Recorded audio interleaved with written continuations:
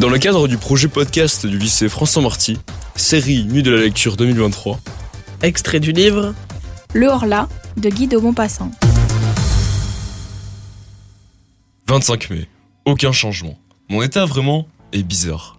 À mesure qu'approche le soir, une inquiétude incompréhensible m'envahit, comme si la nuit cachait pour moi une menace terrible. Je dîne vite, puis j'essaye de lire. Je ne comprends pas les mots. Je distingue à peine les lettres. Je marche alors dans mon salon de long en large, sous l'oppression d'une crainte confuse et irrésistible. La crainte du sommeil et la crainte du lit. Vers 10h, je monte dans ma chambre. À peine entré, je donne 2 tours de clé, et je pousse les verrous. J'ai peur. De quoi ? Je ne redoutais rien jusqu'ici.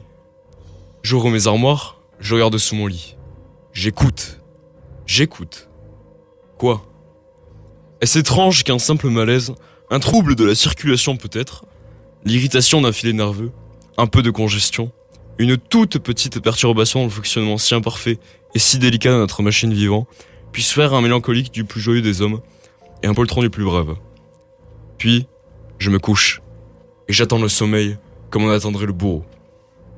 Je l'attends, avec l'épouvante de sa venue, et mon cœur bat, et mes jambes frémissent, et tout mon corps tressaille dans la chaleur des draps, jusqu'au moment où je tombe tout à coup dans le repos, comme on tomberait pour s'y noyer, dans un gouffre d'eau stagnante.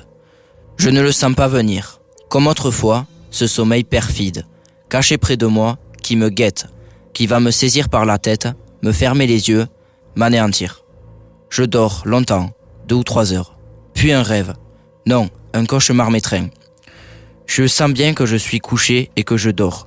Je le sens et je le sais. Et je sens aussi que quelqu'un s'approche de moi, me regarde, me palpe, monte sur mon lit, s'agenouille sur ma poitrine, me prend le cou entre ses mains et serre de toute sa force pour m'étrangler.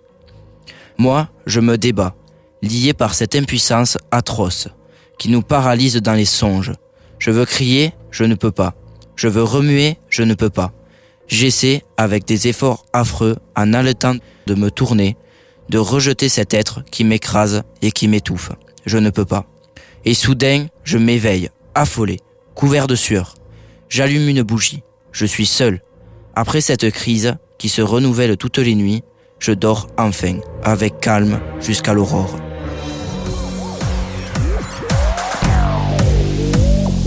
Ce podcast a été réalisé par les élèves du lycée François Marty dans le cadre du projet Lire même pas peur, en partenariat avec la région Occitanie, la médiathèque de Villefranche-de-Rouergue, la mairie de Monteil et CFM Radio. Cette série de podcasts est à retrouver sur le site du lycée François Marty.